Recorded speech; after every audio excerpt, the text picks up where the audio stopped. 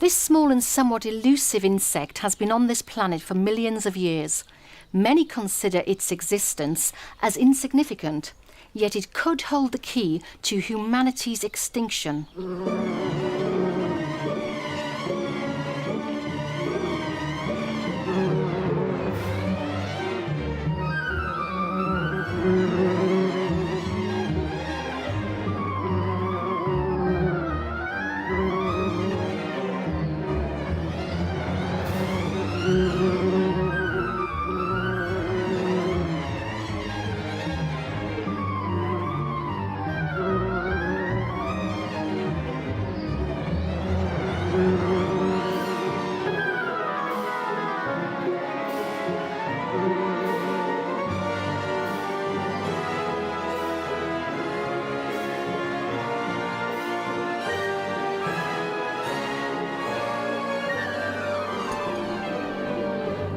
Hello, isn't this just such a wonderful setting? Just look at these beautiful summer flowers.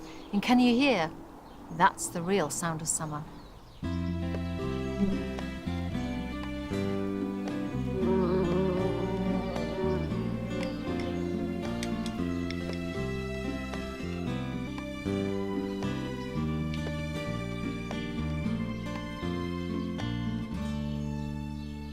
You know, scenes like this were a very common thing 40, 50 years ago. Families would sit down to afternoon tea and enjoy bread and honey. And yet it's hard to believe, as I sit here in this beautiful garden, that we may not be able to do this for much longer, and that this may no longer be available in such abundance, if at all. You see, over the last 10 years or so, and certainly within the last 5, the bee population of the world has been in decline. There have been several documentaries about this potentially disastrous scenario, but during this programme I'm going to present you with a different theory as to what might be going on. One which has very scary, dare I say, apocalyptic consequences. It's a bit out there, a bit X-Files. But first, let's find out more about beekeeping in general and get a beekeeper's view on bee decline. There are around 25,000 species of bees found around the world, and around 270 species have been recorded in the British Isles. Of these, there are 27 species of bumblebee, over 200 of solitary bees, and just 1 species of honeybee. These are the beehives located within the bee garden at the National Botanic Garden of Wales, and I'm delighted to be joined by Linda Christie, who has been tending these hives for 5 years. At least certainly the last 6 years, the colonies seem to be weaker, they don't seem to be as active or vibrant. You know, the bees have not been able to collect enough nectar. What are your thoughts on the causes? No one really knows. You know, there's lots of scientists working on it, there's lots of people that have got theories. There's so much more arable farming, and it's taken over all the wild meadows, all the wild flowers. If there was the magic answer, we would all jump on board and do whatever was necessary to make it right. We know that we've been hit by the varroa mite. It latches onto the bees, it brings in viruses. Until recently, we haven't really known how these viruses are really affecting the bees. The weather we can't do anything about. And all we can do is try and help them through if they don't have enough stores and make sure that we have good hive hygiene. If we lose our pollinators, then our food, everything will be affected.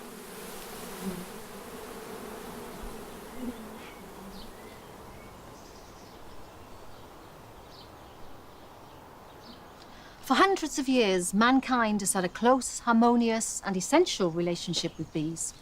What are we doing? If bees disappear off the face of the earth, then we might only have 4 more years of life as we know it now on this planet. Why? Because bees pollinate 1/3 of the food the human race eats daily. Pollination is a global business for the production of commercial crops. It is estimated that the annual contribution of bees worldwide is $217 billion, of which £430 million is at UK farm gate prices, which equates to almost £1 billion at the supermarket checkout. This really puts into perspective this potential catastrophe. Within the last 10 years, the bee population across the world has shown an alarming decline, a phenomenon that has been called colony collapse disorder. Here in the UK, it is also called and known as Marie-Celeste syndrome. Despite this increasingly serious situation, we don't hear that much about it in the media. Perhaps there's a UFO-style cover-up going on, maybe to prevent mass panic. Who knows? It's so hard to believe. No bees, potentially no life. It's as simple as that. Scientists and researchers across the world are searching for answers, and ironically, while bees seem to be dying in increasing numbers, so science is discovering that some types of honey have remarkable healing properties. This is the microbiology laboratory at the Cardiff School of Health Science, based at Cardiff Metropolitan University, and I'm delighted to be joined by two research scientists, Dr. Sarah Maddox and Dr. Rowena Jenkins. The work we do is a study of Manuka honey, and we're studying it as a topical antimicrobial treatment to try and help to cure wound infections. And we've been focusing on a number of different organisms. A lot of those organisms are the types that are found in the hospital setting and can be introduced quite easily into wounds.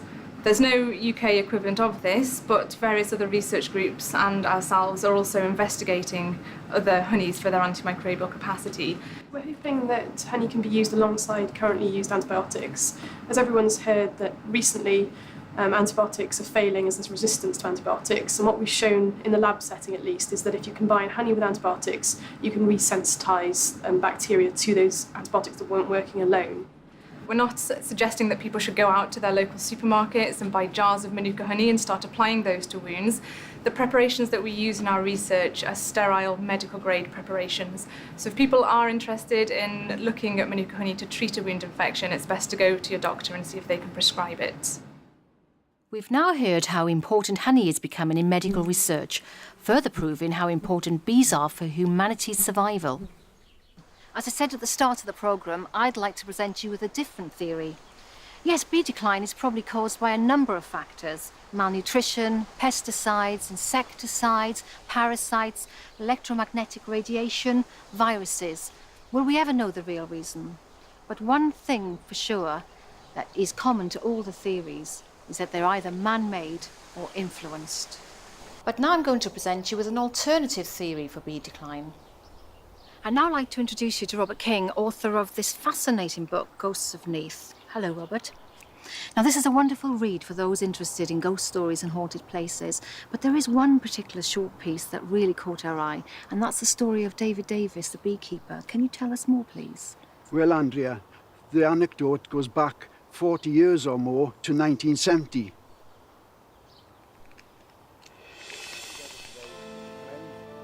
It is Easter 1970, and David Davis, an enthusiastic beekeeper since his early 20s, has been laid to rest here in his home village of Rhos. A swarm of bees suddenly darken the sky. They ignore all the other flowers around the graveyard and land on the floral tributes laid on David Davis's grave.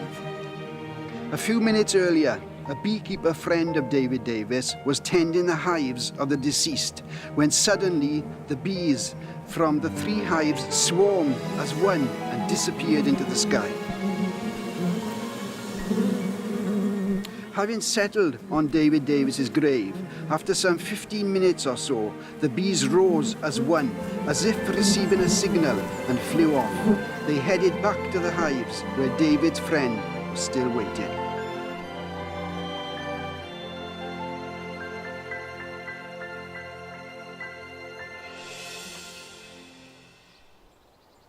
So, Robert, that is so strange and yet in some ways so very touching. Why did David's bees swarm as one, and why did they ignore all the other flowers here in the churchyard except for the ones on David's grave? Yeah, that is the question, Andrea. It certainly is strange, certainly paranormal. Maybe it was because they were paying a last respect to David, who had looked after them for many years. It can't be explained in a way that has yet to be understood, Andrea.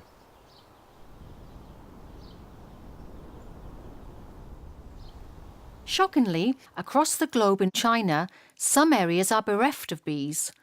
In these regions, young women are actually painting the pollen with their own hands onto the blossom on the trees, doing the work that nature designed for bees. It beggars belief. Let me leave you with these thoughts. Is there a real connection between the insect world and humans? Look at how we rely on bees for our survival. And yet in recent times, through our inexcusable actions, we've started to kill them. Do they actually understand this? Perhaps they don't realise that we haven't intentionally set out to destroy them. I hope so. Professor James Lovelock's Gaia theory is particularly relevant to this state of affairs. Professor Lovelock has been described as the most influential scientist and writer since Charles Darwin and the closest thing we have to an Old Testament prophet.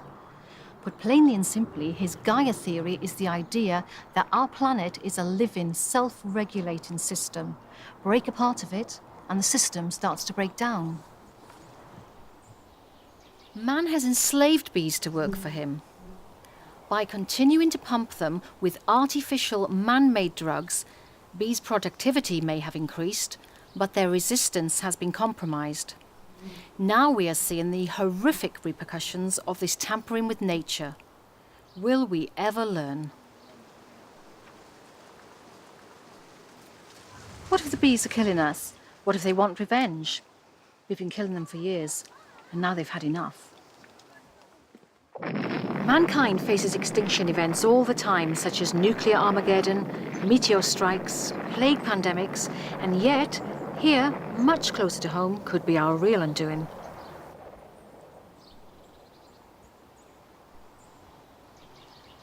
Why don't the bees fight back?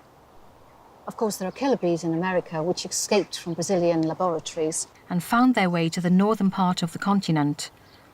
They guard their hives aggressively, deploying greater numbers over larger areas to defend their territory, and therefore can sting in greater numbers.